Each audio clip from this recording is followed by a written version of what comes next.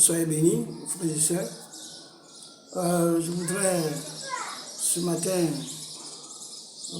exhorter les uns et les autres par rapport à l'évangélisation. Il y a beaucoup de nos frères qui ont des problèmes pour évangéliser, pour parler de Jésus. Voilà. Aux frères et sœurs, aux ceux-là qui ne le connaissent pas encore. C'est pourquoi j'ai saisi ce moment pour partager cette parole avec vous. Voilà.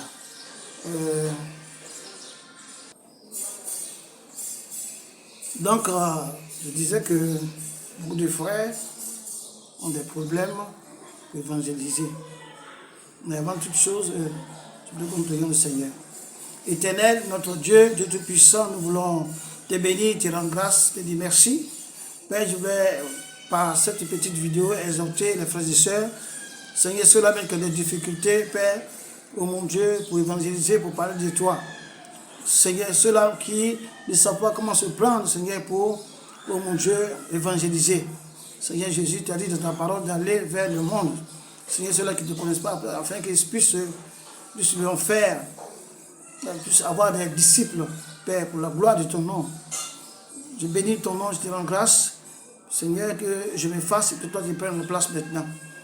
Seigneur, accorde-moi la connaissance nécessaire afin que je puisse édifier les frères et les sœurs exhortés. Au nom de Jésus. Donc je disais que c'est pour exhorter les frères et sœurs. Beaucoup de nos frères ont des problèmes pour évangéliser, pour parler de Jésus aux personnes qui ne le connaissent pas. Surtout dans, comment on appelle ça, dans les services, au travail, dans les différentes parties sociales où nous sommes avec des personnes. Comment leur annoncer la parole, comment leur parler de Jésus. Beaucoup de personnes ont ce genre de problèmes. Alors, je voulais qu'on partage cela. Et j'étais là. Donc l'exhortation, ça sera comment évangéliser ceux qui ne connaissent pas le Seigneur. Comment les évangéliser? Comment parler du Seigneur avec eux? Amen. J'ai trouvé quelques astuces, quelques manières, quelques techniques d'approche. Voilà, il faut appeler ça comme ça, quelques techniques d'approche pour pouvoir parler avec eux. Amen. Il faut premièrement parler de l'amour de Dieu. Parler de l'amour de Dieu. Beaucoup de personnes, plusieurs personnes, lorsque tu viens vers ces personnes, tu viens vers une personne pour parler de Jésus, celui qui ne connaît pas Jésus, ou un religieux, voilà, un religieux, lorsque tu veux parler de Jésus, tu vas commencer directement par parler de Jésus. Ça va se braquer tout de suite, va se braquer. Voilà. S'il y a un esprit qui ne confesse pas le nom de Jésus en lui, cet esprit a fait en sorte qu'il se braque. Voilà. Donc il faut commencer à parler, dire Dieu, l'amour de Dieu. Amen. Montrer aux gens que Dieu les aime. Montrer aux gens que Dieu les aime. Voilà. Donc, plusieurs personnes ne réalisent pas que Dieu les aime. Amen. Dieu les aime. Voilà. Donc, quand on ne leur montre pas, lorsqu'on ne leur révèle pas, lorsqu'on ne leur dit pas que Dieu les aime, elles penseront que Dieu les juge. Amen. Elles penseront que Dieu les juge. Elles penseront que Dieu les condamne.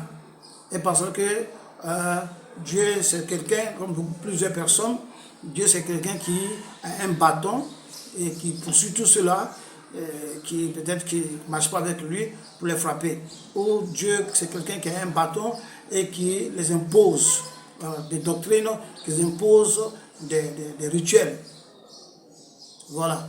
Donc ces personnes-là se braquent. Donc il faut, quand tu viens d'abord, tu parles de Dieu. Il ne faut pas venir dire Jésus, il va te refléter, même pas de côté. Mais tu viens d'abord, voilà, pour dire Dieu, parce que Jésus est Dieu. Donc quand tu dis Dieu, toi tu sais que tu parles de Jésus.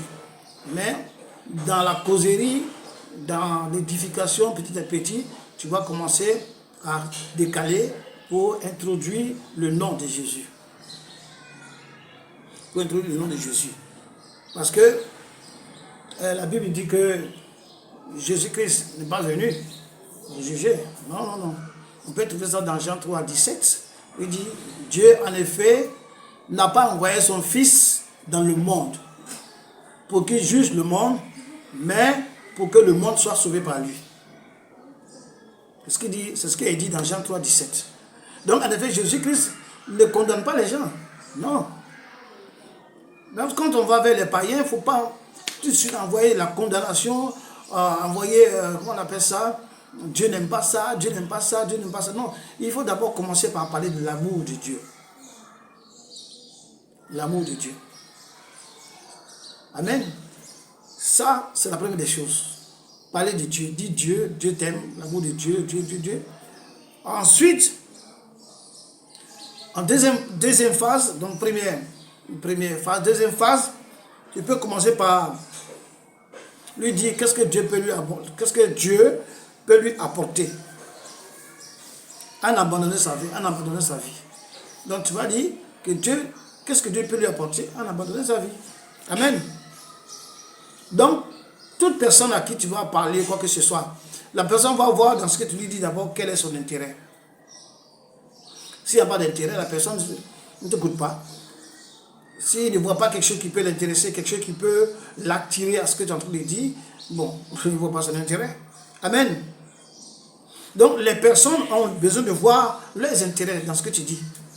Quelqu'un qui passe dans la rue, tu l'interpelles, tu t'approches, ou bien dans le bus, ou dans le métro, ou bien dans le train, ou bien même dans l'avion, tu approches la personne, tu commences à parler, et il faut qu'il voit ce que tu es en train de dire, qu'est-ce qu'il gagne, quel est son intérêt dans ce que tu dis. Voilà. Donc, ils ont besoin. Donc, tu vas dire que Dieu veut les réconcilier. Dieu veut les réconcilier avec lui-même. Que Dieu ne chasse personne. Dieu n'est pas contre les gens. Dieu ne veut pas tuer les gens. Dieu n'est pas un guerrier qui frappe les gens. Non. Mais Dieu veut réconcilier les gens avec lui. C'est là que la personne va te dire, mais Dieu veut se réconcilier avec moi, pourquoi? Et la personne, toute personne auquel je m'approche pour parler de ce genre de trucs, il me demande, mais Dieu veut est-ce que j'ai fait à Dieu? Est-ce qu'on a fait par là?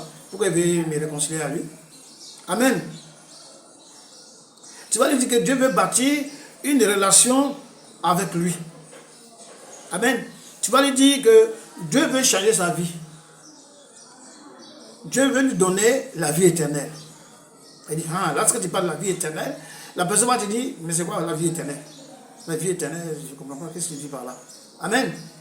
Donc, c'est là que tu vas introduire Jésus. Tu vas dire, Dieu est fâché avec l'humanité. Tu connais Adam et Ève? Oui. Adam et Ève ont péché. Et à cause d'aujourd'hui que nous sommes dans le monde entier, dans le péché. Voilà. Et tout le monde a péché. Personne ne peut rentrer dans la gloire de Dieu. Tout le monde a péché. Donc, pour que Dieu ne veut pas laisser ses enfants, alors il envoie quelqu'un qui va être victime expiatoire. Quelqu'un qui va mourir et que son sang va ôter le péché. Il va dire, mais c'est qui? Non, c'est la personne de Jésus. Donc, Dieu a envoyé Jésus, son fils unique, voilà, pour mourir à la croix, et son sang qui a coulé va ôter le péché de quiconque croit en lui. Quiconque écoute, quiconque veut le suivre, le sang qui a coulé sur la croix ôte le péché. Il va ôter le péché de la personne. D'abord, Dieu va le pardonner et ôter ses péchés. Mais la personne va dire, mais c'est Adam et Ève, non, qui ont péché, moi, qu'est-ce que j'ai à voir avec ça? Et non, que tout le monde est disant, tout le monde descend d'Adam et Ève. Toute l'humanité sont descendants d'Adam et Ève. Donc le péché d'Adam et Ève se répercute sur toute l'humanité. Alors c'est pourquoi Dieu est fâché. Et Dieu veut que nous revenions à lui. Donc il a donné quelqu'un qui sera un sacrifice. Un sacrifice parfait. Un sacrifice sans tâche. Et c'est cette personne-là, par sa mort, la vie, aujourd'hui, nous revient à nous. Et que par sa mort, nous avons accès maintenant à Dieu. On peut parler à Dieu. On peut demander tout ce qu'on veut à Dieu. Amen. Donc, après cette phase-là, il va commencer à dire, ah bon? Donc on peut avoir une relation, oui, on peut avoir une relation avec Dieu. Dieu, ce n'est pas un bois. Dieu, ce n'est pas un caillou. Dieu, ce n'est pas une statue. Dieu est vivant. Dieu parle. Il dit, qui t'a donné la bouche là? On va dire que c'est Dieu qui m'a donné la bouche. Donc Dieu qui t'a donné la bouche, lui, il n'a pas de bouche. Dieu qui te donne la bouche a une bouche. Qui te donne les yeux a des yeux. Qui te donne des oreilles a des oreilles. Donc Dieu, de la manière que tu vis et que tu as des désirs, Dieu aussi, il veut que tu reviennes à lui, que toute l'humanité revienne à lui, les gens reviennent à lui, hein, pour tisser ou bâtir une relation. Dieu veut changer la vie. Il dit, mais tu vas lui dire, Dieu veut changer ta vie. Il veut te donner la vie éternelle. Et lorsque tu meurs, tu vas au ciel. Tu vas au ciel. Bien sûr, je vais au ciel. Lorsque tu meurs, tu vas au ciel. Dieu veut te donner la vie éternelle. Mais d'abord, il faut que ce qui te sépare à lui soit ôté, afin que tu puisses maintenant pouvoir être face à face avec lui, tu puisses avoir accès à lui. Amen. Donc ça c'est le deuxième. Mais ce qu'il ne faut pas dire, ce qu'il a dit tout à l'heure, c'est le contraire maintenant. Ce qu'il ne faut pas dire, troisièmement, c'est de condamner les gens. Parler de leurs péchés. Lui dire que toi, tu as vu, tu pêches, tu as fait ça. Quand tu veux parler de péché, tu parles de l'humanité, tu parles de tout le monde, tu parles d'Adam et Ève qui ont péché dans le jardin d'Éden. Mais il faut lui dire, tu pêches, tu es un pécheur, tu as fait ça, tu fais ça. Donc ça va le braquer tout de suite. Il va lui dire, ah bon. Donc ce matin, Jésus-Christ t'a envoyé pour me dire que je suis pécheur. Voilà. Donc, évitez de lui parler de ses péchés. Amen. De lui parler de leur manque d'obéissance. Tu n'obéis pas à Dieu, Dieu n'aime pas ça, tu n'obéis pas. Non, ce n'est pas à toi de dire ça. Voilà. Toi, ce que tu veux, c'est qu'ils comprennent d'abord que Dieu est amour et que Dieu veut se réconcilier à lui et que Dieu a besoin qu'il revienne à lui. C'est par la suite que lui-même va comprendre qu'il est dans le péché, qu'il pêche. Mais ce n'est pas à toi de lui dire tu pêches. Tu voles, tu fais ça. Il y a un homme de Dieu qui s'approchait, j'ai vu un truc, un élément un jour, un homme de Dieu qui s'approchait de quelqu'un dans la rue, et lui dit bonjour ma soeur, il dit bonjour, et lui dit est-ce que tu sais que tu pêches? Elle dit pêche quoi? Elle dit est-ce que tu sais que tu pêches contre Dieu? Dieu est en colère contre toi. Elle dit mais qu'est-ce que moi j'ai demandé à Dieu? Il ne lui a rien demandé. Si je ne pêche pas, je ne lui ai rien demandé. Il a mal commencé. Dans une personne qui est là, et soit à l'arrêt, soit dans le bus, soit dans le train, le métro, soit même dans l'avion, partout, la personne est là, tu viens, tu t'approches de la personne tranquillement, et il faut lui dire des choses qui vont l'approcher, dans lesquelles il va voir son intérêt, la personne va voir son intérêt et va commencer à poser des questions. Mais lorsque tu viens déjà, tu commences à condamner la personne, là, tu pêches, Dieu n'aime pas le péché, Dieu n'aime pas les pécheurs, c'est pas toi, c'est pas le moment de dire ça. Amen. Amen. Donc, il ne faut pas d'abord parler du péché, de leur péché, pas les condamner, je veux dire. Pas les condamner, Dieu te condamne, Dieu condamne ça, Dieu non. Il ne faut pas parler de ça. On va parler de la désobéissance. Amen. Par contre, il faut parler de l'amour de Dieu. C'est très important. Il faut parler de l'amour de Dieu. Dieu est amour. Dieu t'aime. Voilà, parler de l'amour de Dieu. Et parce que là, Dieu il va commencer à faire attention. Amen. Donc, on va lire donc dans le verset, je vais lire Romains 10, 13. Romains 10, 13 dit que car quiconque invoquera le nom du Seigneur Jésus sera sauvé. Amen. Donc lorsque tu dis que tout le monde a péché, le monde a péché, et lorsque tu lui parles du sacrifice de Jésus, voilà, donc c'est le moment là que elle va te dire, mais comment je peux être sauvé alors? Si tout le monde est déjà, comment je peux être sauvé? Mais tu vas lui parler ça. Tu vas lui dire, voilà, dire que quiconque invoquera le nom du Seigneur sera sauvé. Mais le problème c'est que, comment les gens vont invoquer le nom de Dieu s'ils n'ont pas cru? Voilà. S'ils n'ont pas cru.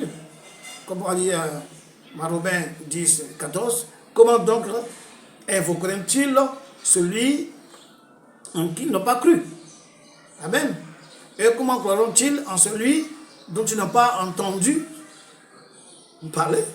Voilà. Et comment entendront-ils parler s'il n'y a personne qui prêche? Donc, il ne faut pas venir prêcher de Jésus, commencer à condamner Jésus. Parce que, comme j'ai dit tout à l'heure, que dans Jean 3, 17, Jésus n'est pas venu pour condamner les gens. Non. Il n'est pas venu pour condamner les gens. Il est venu pour sauver. Pour sauver d'abord par le sacrifice. Et ensuite par l'évangile et tout. Mais il n'est pas venu pour condamner. Donc lorsque toi tu t'approches de quelqu'un, pas condamner, comment commencer à condamner la personne? Non, non, non, non. Commence à parler l'amour de Dieu. Voilà. Qu'est-ce qui a fait que Dieu, l'homme et Dieu sont séparés? Qu'est-ce qui a fait que l'homme ne peut pas voir Dieu maintenant comme Adam pouvait voir Dieu? Il faut l'expliquer toutes ces choses. Amen. Vous parlez de l'amour. Amen. L'amour. Donc là, c'est ça. Donc 1 Jean 14 dit quoi? 1 Jean 14, 16 dit, nous avons connu l'amour que Dieu, nous avons connu l'amour que Dieu a pour nous. Donc les apôtres, ils ont dit qu'ils ont connu l'amour que Dieu a pour nous. Amen. Et nous y avons cru. Dieu est amour, et celui qui demeure dans l'amour demeure en Dieu, et Dieu demeure en lui. Amen. Donc il ne faut pas t'approcher des gens, commence à les condamner.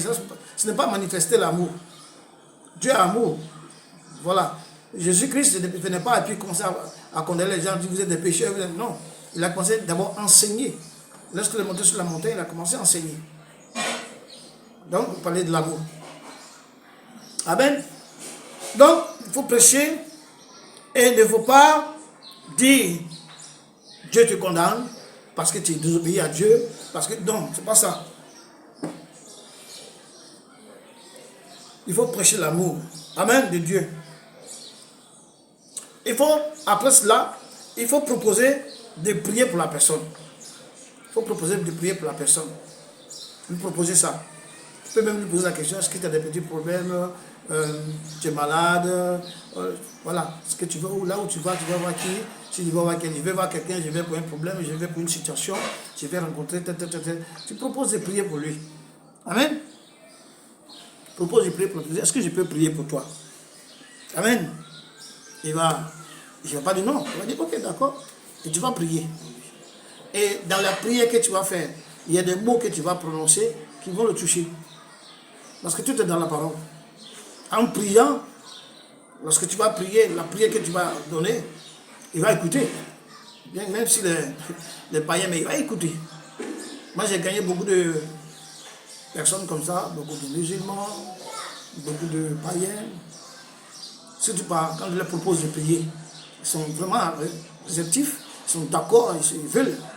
Ils vont même te dire, oui, j'ai tel coin qui me fait mal, de ma vie là depuis, il y a telle chose, telle chose, telle chose.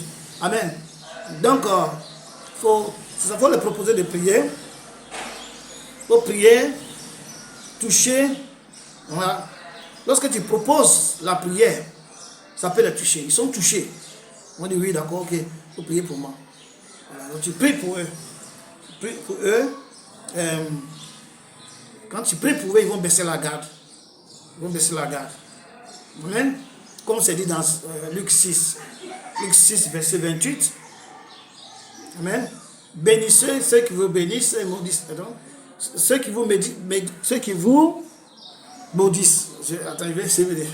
Bénissez ceux qui vous maudissent et priez pour ceux qui vous maltraitent. Luc 6, 28, c'est ça. Donc, il faut prier pour les gens, même pour les gens qui te détestent. Les gens qui te maudissent. Sois maudit, c'est pas grave, tu pries pour lui. Donc, lorsque tu finis de parler à la personne, tu pries. Amen. Tu dis, est-ce que je peux prier? Forcément, il va dire oui. Il ne va pas dire non. Parce qu'il va voir son intérêt dedans. Il va se dire, quand il va prier, peut-être telle situation va se décanter, ou bien telle maladie va partir. Il va accepter. Amen. Pourquoi? Dieu dit de prier sans cesse. Prier non seulement pour nous, mais pour prier aussi pour les frères et sœurs, mais pour prier aussi pour les gens qu'on ne connaît pas. Prier sans cesse. Toute personne qui sollicite la prière, il faut prier. Il faut penser que comme il n'est pas chrétien, il n'est pas né de nouveau. Non, il faut prier pour la personne. Dans la prière, Dieu passe pour toucher le cœur. Donc Dieu va toucher son cœur, Dieu va même révéler son problème, le problème caché de sa vie, la situation de sa vie. Dieu va révéler ça et il va t'inculquer ça. Lorsque tu vas prier, tu vas prononcer ça, il va voir que tu as touché son problème. Il va te dire, ah frère, mais tu es où? Est-ce qu'on peut se le voir? Un truc comme ça. Il faut qu'il soit touché. Ça, la prière fait baisser la garde. Ça fait baisser la garde. Amen. Donc, comme il est écrit dans 1 Thessaloniciens 5, verset 25, que frère, priez pour nous. Frère, priez pour nous. Donc demain que nous prions pour nos frères en Christ, se trouve quelqu'un qui n'est pas chrétien, qui a besoin de prière, il faut lui même proposer la prière, Dieu va te dire, prie pour lui, et tu pries pour la personne. Amen. Prie pour la personne. Donc je récapitule. Premièrement, parler de l'amour de Dieu. Amen. Deuxièmement, il faut lui expliquer pourquoi abandonner ou donner sa vie à Jésus. Troisièmement, il faut lui, comment on appelle ça, parler, pas le condamner.